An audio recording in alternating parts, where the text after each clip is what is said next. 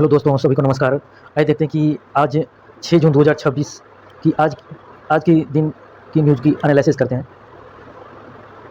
कि पहला न्यूज़, क्या आर्थिक वृद्धि दर का अनुमान घटाया व महंगाई का बढ़ाया। आइए देखते हैं इस न्यूज़ के बारे में डिटेल से एनालिसिस करते हैं।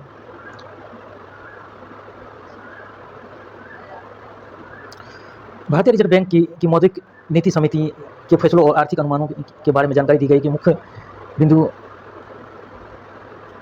मुख्य फैसलों आर्थिक दर के बारे में। देखते हैं रेपो दर, इसमें कोई बदलाव नहीं किया गया, यह 5.25% पर बरकरार रहा है। आर्थिक वृद्धि दर जीडीपी ग्रोथ रेट अनुमानतः वित्तीय वर्ष के लिए आर्थिक विकास दर के अनुमान को घटाकर 6.6% कर दिया गया है। महंगाई इन्फ्लेशन, खुदरा मुद्रास्फीति महंगाई के अनुमान को बढ़ाकर 5.1% कर दिया गया है, जो पहले 4.5% रहने का अनुमान था। प्रमुख आर्थिक आंकड़े, वित्तीय वर्ष से 2025 से 26 जीडीपी रेट, इस वर्ष में जीडीपी दर 7.7% रही है। चौथी तिमाही, इस तिमाही में आर्थिक विकास दर 7.8% दर्ज की गई है। पिछला प्रदर्शन, यह वृद्धि जनवरी मार्च तिमाही में मजबूत घरेलू मांग और सरकारी खर्च के कारण अनुमान से अधिक रही है। मुख्य फैसलों, इन फैसलों के मुख्य कारण वैश्विक तनाव, रूस, यूक्रेन, अमेरिका, इजरायल और ईरान के बीच बढ़ते तनाव के कारण वैश्विक आर्थिक हालात चुनौतीपूर्ण बने हुए हैं। सप्लाई चेन में रुकावट, अंतर्राष्ट्रीय स्तर पर चल रहे इन संघर्षों की वजह से वैश्विक आपूर्ति श्रृंखला सप्लाई चेन पर बुरा असर पड़ा है। कच्चे तेल की कीमतें, आरबीआई ने कच्चे तेल की कीमतों में अनिश्चितता और इससे जुड़ी जोखिमों का भी जिक्र किया है। देखते हैं कि आगे न्यूज़ के बारे में। तो शुल्क को लेकर अमेरिकी राष्ट्रपति ट्रंप ने कहा कि भारत ने वर्षों फायदा उठाया, अब हम खूब कमा रहे हैं। ये ट्रंप की स्टेटमेंट है। आइए देखते हैं इस न्यूज़ के बारे में पूर्ण डिटेल से। मुख्य बिंदु कहते हैं कि भारत पर डोनाल्ड ट्रंप ने कहा कि भारत ने वर्षों तक अमेरिकी नीतियों का फायदा उठाया और अमेरिकी कंपनियों पर भारी शुल्क टैरिफ लगाया है। अमेरिकी राजस्व में सुधार, उन्होंने दावा किया कि अब अमेरिका भारत पर शुल्क लगाकर खूब कमाई कर रहा है। कि व्यापार समझौता, ट्रंप ने उम्मीद जताई कि अमेरिका भारत के बीच जल्द ही एक नया व्यापार समझौता हो जाएगा। और द्विपक्षीय संबंधी, इस मतभेदों के बावजूद ट्रंप ने प्रधानमंत्री नरेंद्र मोदी को अपना अच्छा मित्र बताया और कहा कि दोनों देशों के बीच रणनीतिक साझेदारी मजबूत बनी है। इस साल अमेरिका से 1000 भारतीयों को किया गया निर्वासित। आइए देखते हैं इस न्यूज़ के बारे में। इस वर्ष का आंकड़ा, वर्ष 2026 में अब तक 1076 भारतीयों को अमेरिका से वापस भेजा गया है। पिछले वर्ष की आंकड़ा 2025 में कुल 3567 भारतीय नागरिक अमेरिका से निर्वासित किए गए थे। यह कारण अमेरिकी ट्रंप प्रशासन द्वारा अवैध प्रवासियों और नियमों का उल्लंघन करने के खिलाफ चलाए जा रहे हैं बड़े पैमाने के अभियान के तहत जारी रही। भारत अमेरिका बढ़ता उद्देश्य, वित्त मंत्रालय के अनुसार निर्वासन, पर्यावरण, माइग्रेशन और आवागमन मोबिलिटी के मुद्दों पर दोनों देशों को लगातार आपसी संपर्क में है। इस आयु के मुख्य स्तंभ निम्नलिखित: अवैध प्रवासन पर अंकुश, अवैध रूप से सीमा पार करने वाले नेटवर्क या मानव तस्करी पर रोक, कानूनी प्रवासन की सुरक्षा, यह सुनिश्चित करना है कि इससे सख्त कार्रवाई, अवैध रूप से यात्रा करने वाले छात्रों, पेशेवरों या कुशलों श्रमिकों को जैसे H1 वीजा धारकों पर कोई प्रतिकूल प्रभाव नहीं पड़े हैं। नागरिकता सत्यापन, भारत सरकार दस्तावेजी जांच और पृष्ठभूमि सत्यापन के बाद ही उन व्यक्तियों को वापस स्वीकार करती है जिनकी भारतीय अस्पष्टता की पुष्टि हो जाती है। अब देखते हैं कि आगे न्यूज़ में क्या है कि अमेरिका 96 यूनिकॉर्न में भारतीय मूल के उद्यमियों का योगदान। आज जानते हैं इस न्यूज़ के बारे में डिटेल्स एनालिसिस। मुख्य बिंदु, अमेरिका और गैर सरकारी संगठन national foundation for America policy के एक अध्ययन के अनुसार भारतीय मूल के उद्यमियों ने कुल 96 अमेरिकी यूनिकॉर्न कंपनियां $1 अरब से अधिक मूल्यांकन वाले स्टार्टअप की स्थापना की है या उनके संस्थापक रहे हैं। ग्लोबल रैंकिंग, अमेरिका में यूनिकॉर्न स्टार्टअप के अप्रवासी संस्थापकों के मूल देशों की सूची में भारत 96 कंपनियों के साथ शीर्ष पर है। इसके बाद इजराइल 60वें, ब्रिटेन 47, चीन 41, कनाडा 30, फ्रांस 21 का स्थान आता है। प्रमुख नाम, भारतीय मूल के 6 संस्थापकों का विशेष रूप से उल्लेख किया गया है, जिनमें मोहित अरोड़ा, ज्योति बंसल, आशुतोष गर्ग, अरविंद जैन, सचिन नादर और अजित सिंह शामिल है। तस्वीर में दिखा रहे हैं उद्यमी अरविंद सिंह श्रीनिवासन, जो AI आधारित सर्च इंजन परप्लेक्सी के तहत संस्थापक है। महत्वपूर्ण आंकड़े, अध्ययन के अनुसार लगभग 2/3 64% अमेरिकी यूनिकॉर्न कंपनियों की स्थापना या सह-स्थापना प्रवासियों या उनकी अगली पीढ़ी द्वारा की गई है। विकास की चमक में गुम वे घर लोग। आइए देखते हैं कि ये संपादकीय न्यूज़ है दोस्तों, ये इसके बारे में, ये ऐसे राइटिंग के लिए बहुत इंपॉर्टेंट है। आइए देखते हैं इसके डिटेल्स, इसके मुख्य बिंदु कहते हैं। विकास की चमक में गुम वे घर। आइए देखते हैं इस संपादकीय के बारे के मुख्य विषय और आंकड़े। संयुक्त राष्ट्र UN की एक रिपोर्ट के अनुसार वर्तमान में दुनिया की करीब 3.4 अरब आबादी असुरक्षित और आवासों में रहने को मजबूर है। शहरीकरण की मार। रिपोर्ट के अनुसार 2050 तक भारत सहित दुनिया की एक बड़ी आबादी शहरों में निवास करने लगेगी। वर्तमान में ही करोड़ों लोग बेहतर रोजगार और शिक्षा, स्वास्थ्य सेवा की तलाश में गाँव से शहरों की ओर पलायन कर रहे हैं। आवास की कमी। शहरों में बढ़ती आबादी के कारण कमजोर बुनियादी ढांचा आवासीय योजना विफल हो रही है। एक तरफ जहां बहुमंजिला इमारतें खड़ी हो रही है, तो वहीं दूसरी तरफ लाखों लोग झुग्गी झोपड़ियों और अस्थायी बस्तियों में रहने का मजबूर है। बढ़ती महंगाई। जमीन ज, जमीन की बढ़ती कीमतें और निर्माण लागत और रियल एस्टेट मार्केट में मुनाफाखोरी के कारण आम लोगों के लिए घर खरीदना या किराए पर लेना बहुत मुश्किल हो गया है। आंकड़ों का हनन। आवास को लेकर केवल एक संपत्ति के रूप में नहीं, बल्कि एक बुनियादी मानव अधिकार के रूप में देखने की जरूरत है, ताकि हर व्यक्ति को सम्मानजनक जीवन मिल सके। समय के घाव। ये भी दोस्तों संपादकीय न्यूज़ है। आइए इस न्यूज़ के बारे में और संपादकीय है दुनिया मेरे आगे, इसके बारे में और मुख्य बिंदु देते हैं। समय के घाव, दुनिया मेरे आगे, राजेंद्र मोहन शर्मा इसके लेखक। देखिए मुख्य विचार और सारांश। समय घाव और समय का प्रभाव। लेखक का मानना है कि समय के साथ शारीरिक घाव को भर जाते हैं, लेकिन मन या भावनाओं पर लगे घाव पूरी तरह नहीं मिटते। जब भी हम उन पुरानी बातों को याद करते हैं, वे दर्द से ताज़ा हो जाते हैं। संवेदनशीलता का महत्व। बीच के विशेष बॉक्स, दुनिया मेरे आगे। लिखा है कि समय के घाव के वास्तव में हमें हमारी अंतिम सांस तक मनुष्य बनाए रखते हैं। अगर ये जख्म पूरी तरह भर जाए, तो हम सब कुछ भूल कर पूरी तरह बेफिक्र हो जाए, तो हम एक संवेदनशील जीवन प्राणी न रहकर पत्थर की एक बेजान मृत बन जाते हैं। यादों का आना जाना। जीवन में सुख और दुख दोनों का अपना महत्व है। पुरानी खट्टी मीठी यादें अक्सर हमारे वर्तमान में दस्तक देती है, जिससे हमें अपनी पुरानी गलतियों या अनुभवों का एहसास होता है। स्वीक्रियता। अंत लेखक यह संदेश देता है कि हमें अतीत के दुखों या घावों से भागने के बजाय उन्हें जीवन के एक हिस्से के रूप में स्वीकार करना चाहिए, क्योंकि यही अनुभव हमें परिपक्व और संवेदनशील इंसान बनाते हैं। बहुत इंपॉर्टेंट दोस्तों, ये ऐसे राइटिंग के लिए बहुत इंपॉर्टेंट है संपादकीय न्यूज़। चिंता के सबब। देखते ये भी संपादकीय न्यूज़ है, ये ऐसे राइटिंग के लिए इंपॉर्टेंट है। आइए देखते हैं इसकी हिमांशु शेख गया जी है। देखते हैं मुख्यमंत्री। पूरी दुनिया वर्तमान गंभीर आर्थिक चुनौती से जूझ रही है। महंगाई की मार, पेट्रोल, डीजल, रसोई गैस लगातार बढ़ते दाम आम लोगों की मुख्य चिंता है। भू राजनीतिक संकट। अमेरिका ईरान तनाव, वैश्विक संकटों की वजह से दुनिया में ऊर्जा ईंधन की आपूर्ति प्रभावित हुई है। भारत अपनी जरूरत का अधिकांश ईंधन बाहर से आयात करता है, जिससे अंतर्राष्ट्रीय कीमतें बढ़ने का सीधा असर भारतीय अर्थव्यवस्था पर पड़ता है। चौतरफा असर। ईंधन महंगा होने से परिवहन, खेती, फैक्ट्रियां, घर का मासिक बजट पूरी तरह बिगड़ जाता है। सरकारी चुनौती। इस संकट के बीच देश का आर्थिक संतुलन बनाए रखना सरकार के लिए एक बहुत बड़ी चुनौती है। संपन्न का अभाव। ये भी छोटे संपादकीय न्यूज़ है। देखते हैं इस बारे में। संपन्न का अभाव की पॉइंट। प्रकृति का विनाश। मानव विकास की आड़ में लगातार प्राकृतिक संसाधनों और पर्यावरण का नष्ट हो रहा है। सीमेंट के जंगल, हरे भरे जंगलों को काटकर चारों तरफ कंक्रीट सीमेंट का निर्माण, सड़कें, इमारतें किए जा रहे हैं। मौसम में बदलाव। पर्यावरण असंतुलन के कारण भीषण गर्मी और निश्चित बारिश, सूखा या बाढ़, सर्दियों के मौसम में गड़बड़ी देखने को मिल रही है। समर्पण की कमी। लोग पर्यावरण को लेकर केवल बातें या चिंता व्यक्त करते हैं, लेकिन उससे बचाने के लिए वास्तविकता प्रयास या संपर्क नहीं दिखाते।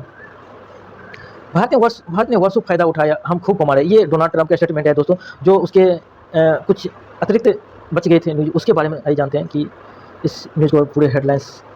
भारत ने सालों तक लाभ कमाया, अब हम बहुत पैसा कमा रहे हैं। आइए वो जानते हैं मुख्य समाचार इसके। भारत और अमेरिका के बीच व्यापारिक समझौते और तत्कालीन अमेरिकी राष्ट्रपति डोनाल्ड ट्रंप के बयानों पर आधारित ये मुख्य बिंदु हैं। आइए देखते हैं। द्विपक्षीय वार्ता का समापन। एक प्रतिनिधिमंडल भारत दौरे पर आया था। दोनों देशों के बीच अंतरिम द्विपक्षीय समझौते, अंतरिम बायलैटरल एग्रीमेंट को लेकर 4 दिनों तक चली बातचीत गुरुवार को समाप्त हुआ। भारतीय वाणिज्य मंत्रालय के अनुसार यह बातचीत सहयोग और व्यवहारिकता की भावना के साथ पूरी हुई। दोनों पक्षों के आर्थिक संबंधों को मजबूत करने वाले और एक दूसरे के फायदेमंद समझौते को अंतिम रूप देने, दोनों पक्षों के आर्थिक संबंधों को मजबूत करने और एक दूसरे के फायदा समझौते के अंतिम रूप देने के प्रति बद्धता जताई।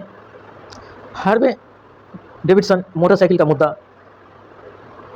ट्रंप ने हार्वे डेविडसन मोटरसाइकिल उदाहरण देते हुए कहा कि भारत में भारी आयात शुल्क, इंपोर्ट ड्यूटी के कारण इस अमेरिकी कंपनी को मोटरसाइकिल बेचने में बहुत दिक्कत आ रही है। उन्होंने कहा कि पहले भारत की कंपनी को मोटरसाइकिल बेचने नहीं दे रहा था, क्योंकि उस पर 100% से लेकर 2% तक भारी शुल्क लगाया गया था। इसी वजह से कंपनी का व्यापार प्रभावित हुआ और आखिर उन्हें भारत में ही अपने प्लांट लगाने पड़े। ट्रंप ने इसकी तुलना अमेरिकी नीति से करते हुए कहा कि भारतीय मोटरसाइकिल ब्रांड को अमेरिकी बाजार में ऐसी किसी बाधा या टैक्स का सामना नहीं करना पड़ रहा है। अमेरिका ने भारतीय मोटरसाइकिल पर शून्य या कुछ भी शुल्क नहीं लगाया था। मोदी और ट्रंप की बातचीत।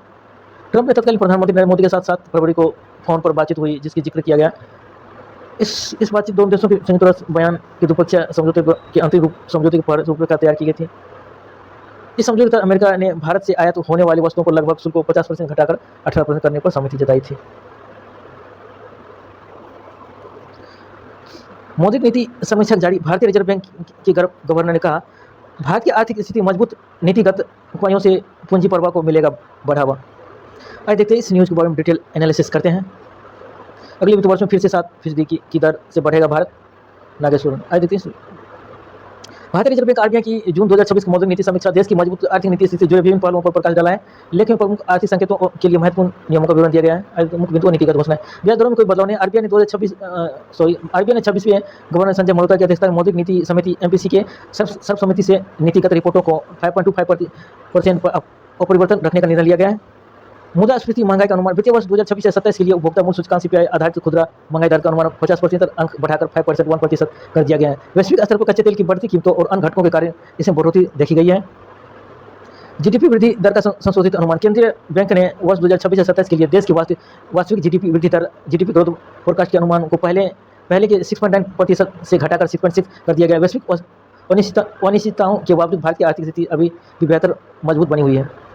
मुद्रा विदेशी भंडार फॉरेक्स रिजर्व, गवर्नर ने जानकारी दी कि भारत का विदेशी मुद्रा भंडार बढ़कर 682.2 अरब डॉलर के ऐतिहासिक व मजबूत स्तर पर पहुंच गया है, जो करीब 11 महीने के आयात कवर के लिए पर्याप्त है।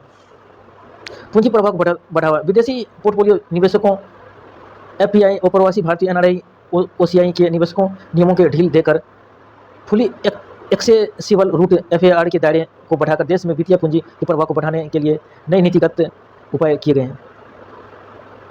अगले वित्त वर्ष में पुनः 7% वृद्धि की उम्मीद है। समाचार मुख्य आर्थिक सलाहकार सीईए की वी अनंत नागेश्वर ने बयान भी शामिल है के अनुसार अनिश्चितता और कच्चे तेल की बढ़ती कीमतों के कारण इस वर्ष विकास दर थोड़ी धीमी 6.6 रह सकती है। लेकिन व्यापक आर्थिक स्थिरता, माइक्रो स्टेबिलिटी और सरकार की आपूर्ति पक्षीय उपायों से भारत अगले वित्त वर्ष फाइनेंशियल ईयर 2028 में 7% से अधिक की विकास दर का वापस लौट आएगा। अर्थव्यवस्था मार्च तिमाही में 7.8, 2025 से 26 में 7.7 की दर से बढ़ रही है। आइए देखते हैं इससे उसी बारे में। वित्त वर्ष 2025-26 फाइनेंशियल ईयर 2026 में भारतीय अर्थव्यवस्था विकास दर जीडीपी के आधारित आंकड़ों को दर्शाता है। सांख्यिकी कार्यान्वयन मंत्रालय एमओएसपीआई द्वारा जारी की रिपोर्ट मुख्य आर्थिक आंकड़े चौथी तिमाही मार्च तिमाही की वृद्धि जनवरी मार्च 2026 तक तिमाही भारत की जीडीपी 7.8 की 1% मजबूत दर से बढ़ी है, जो कि विभिन्न आर्थिक अनुमानों से अधिक है। वार्षिक विकास दर पूरे वर्ष 2025-26 के लिए विकास दर 7.7 रही, जो पिछले वर्ष 2024-25 की 7.1% विकास दर से काफ़ी बेहतर है। सकल घरेलू उत्पाद का मूल्य स्थिर कीमतों 2022 से 23 के नए आधार वर्ष पर भारत की वास्तविकता जीडीपी बढ़कर 323.12 लाख करोड़ होने का अनुमान लगाया है, जो पिछले वर्ष रुपये 299.89 लाख करोड़ थी। सकल मूल्य वर्धन जीवीए वित्तीय वर्ष 2025-26 के लिए वास्तविक जीवीए ग्रोस वैल्यू एडेड में 7.9 की % की मजबूत वृद्धि की गई है। विकास के मुख्य कारण और चुनौतियां, सकारात्मक पहलू, मजबूत घरेलू मांग, सरकार खर्च में निरंतरता के चलते अर्थव्यवस्था में यह गति पकड़ी है।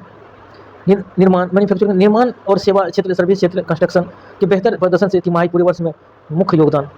उभरती चुनौतियां, रिस्क, वैश्विक स्तर पर कच्चे तेल, क्रूड ऑयल की बढ़ती कीमतों, आपूर्ति श्रृंखला, सप्लाई चेन में आई बाधाओं ने आर्थिक परिदृश्य पर दबाव बनाने का शुरू कर दिया है। आगामी वित्त वर्ष के लिए भारतीय रिजर्व बैंक आरबीआई ने बाहरी वैश्विक अनिश्चितताओं के बीच विकास दर का अनुमान संशोधन कर 6.6% से 6.9 के दायरे में रखा है। प्रौद्योगिकी कंपनी एयर ट्रंक भारत में 3 लाख करोड़ रुपए का करेगी निवेश, प्रधानमंत्री मोदी। इस न्यूज पर डिटेल्स एनालिसिस करते हैं। क्विंगपिंग ऑस्ट्रेलिया की डेटा सेंटर विशेषज्ञ कंपनी एयर ट्रंक द्वारा भारत में 3 लाख करोड़ $32 बिलियन के निवेश की घोषणा के बारे में प्रधानमंत्री नरेंद्र मोदी और एयर ट्रंक के संस्थापक व मुख्य कार्यकारी अधिकारी सीईओ रोबिन खुदा के बीच नई दिल्ली में हुई मुलाकात के बाद की पॉइंट देखते हैं कि कंपनी डिजिटल बुनियादी ढांचे और डेटा सेंसर परियोजना में रुपये 3 लाख करोड़ $30 बिलियन का निवेश करेगी। दक्ष क्षमता, कंपनी भारत में 5 गीगावाट क्षमता या hyper scale data centre network विकसित करेगी।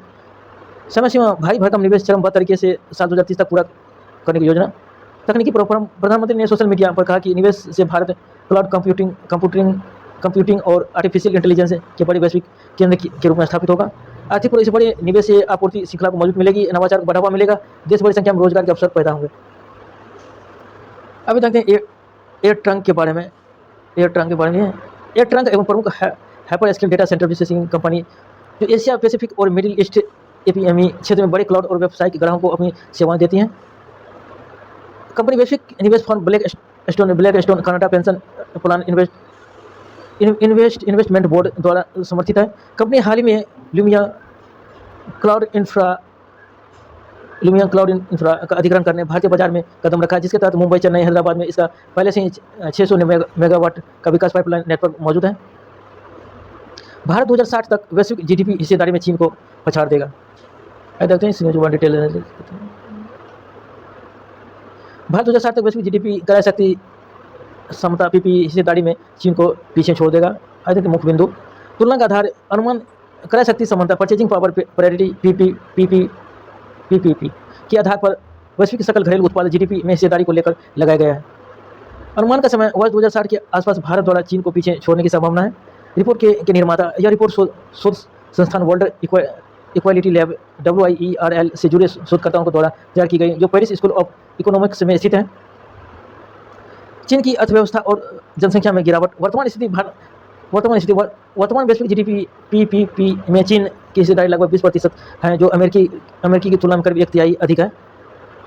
2035 का अनुमान। वर्ष 2035 चीन की अर्थव्यवस्था अमेरिका से लगभग दोगुनी होने का अनुमान है। संख्या में कमी। चीन की वैश्विक जनसंख्या हिस्सेदारी तेजी से घट रही है।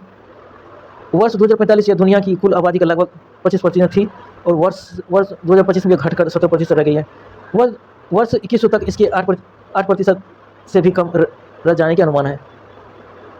भविष्य का आर्थिक परिदृश्य। चीन का प्रभाव कम होना। रिपोर्ट के अनुसार 21वीं सदी के दूसरे हिस्से 2050 के बाद चीन की वैश्विक जीडीपी हिस्सेदारी लगातार घटेगी। वैश्विक प्रभुत्व। इस बात की संभावना बहुत कम है कि चीन का भी उस तरह का पूर्ण वैश्विक आर्थिक प्रभुत्व हासिल कर पाएगा जैसा अमेरिका ने 2050 तक आसपास से ब्रिटेन या 1910 के बीच हासिल किया था। देखते हैं कि विदेशी निवेश पर नहीं लगेगा पूंजीगत लाभ। देखते हैं इस न्यूज़ के बारे में की पॉइंट। टैक्स में छूट। Tax impatient. सरकार ने विदेशी संस्थागत निवेश को FIS के लिए सरकारी प्रतिभूतियों जिसे में किए गए निवेश पर दीर्घकालिक पूंजीगत लाभ कर LTCG को समाप्त करने का निर्णय लिया है। इसके लिए एक अध्यादेश ऑर्डिनेंस जारी किया गया है। आयकर नियम में संशोधन। Amendment in income tax act. अध्यादेश के माध्यम से आयकर अधिनियम इनकम टैक्स एक्ट में आवश्यक संशोधन करके एक छूट प्रदान की गई है। निवेशकों का निकासी। Investment outflow. समाचार के अनुसार विदेशी निवेशकों में इस वर्ष अब तक भारतीय शेयर बाजार में भारी मात्रा में फंड लगभग 2.6 लाख करोड़ रुपये निकाला है, जिसके बाद बाजार को स्थिरता देने के लिए यह कदम उठाया गया है। बाघों के लिए घातक रहा मई का महीना। 22 की मौतें। आए जाते हैं इस बाघों के लिए घातक रहा मई का महीना। 22 की मौतें हुई। संस्थान या दिनांक नई दिल्ली 5 मई महीने में कुल 22 बाघों की मौत हुई है, जो वर्ष की भी एक महीने से अधिक है। वर्ष 2025 में अब तक की स्थिति। इस वर्ष में पहले 5 महीनों में कुल 84 बाघों की मृत्यु हो चुकी है। औसत हिसाब से देश में हर दूसरे दिन एक बाघ की मौत हो रही है। ऐतिहासिक आंकड़े। वर्ष 2021 से अब तक देश में कुल 819 बाघ काल के गाल में समा चुके हैं। सांख्यिकीय आंकड़े। वर्ष मौतें। वर्ष 2025 में 173, 2024 में 128 दिया गया, 23 में 182, 2022 में 122 और 2021 दिया गया है। महीने में भी जनवरी में इतना 20 की, फरवरी में 35, मार्च में 10, अप्रैल में 17, मई में 22 दिए गए। राज्यवार और क्षेत्रीय विवरण। मध्य प्रदेश। इस वर्ष सबसे अधिक 30 मौतें मध्य प्रदेश में, जो कुल मौतों के लगभग 37.7% है। अन्य राज्य इसके बाद महाराष्ट्र में 18, तमिलनाडु में 8, असम और कर्नाटक में 5, उत्तर प्रदेश उत्तराखंड में 3, छत्तीसगढ़ केरल उड़ीसा में 2, राजस्थान तेलंगाना गोवा अरुणाचल प्रदेश आंध्र प्रदेश में 1 बाघ की मृत्यु हुई है। सुरक्षित क्षेत्र बनाम बाहर। 50 बाघों की मौतें बाघ अभयारण्य रिजर्व के अंदर हुई है, जबकि 34 बाघें मौत अभयारण्य के बाहर रिकॉर्ड की गई हैं। मरने वाले कुछ बाघों में 14 शावक क्यूब्स थे। मुख्य अभयारण्य बांधवगढ़ MP और कान्हा MP अभयारण्य में सबसे अधिक 8 बाघ की मौत हुई है।